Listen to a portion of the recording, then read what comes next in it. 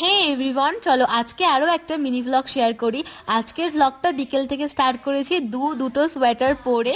এখন যাচ্ছি টিউশনের উদ্দেশ্যে। আজ হচ্ছে সোমবার, আর সোমবার বিকেলবেলা থাকে হচ্ছে আমার অঙ্ক পড়া। আর এই টিউশনটাই আমি একমাত্র টোটোতে করে যাই।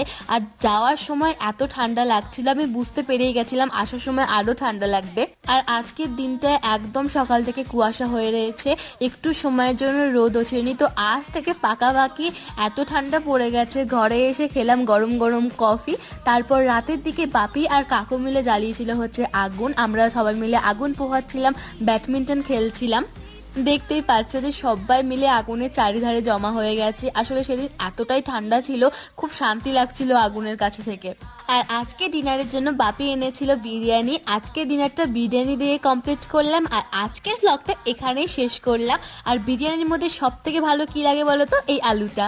ওকে, বাই।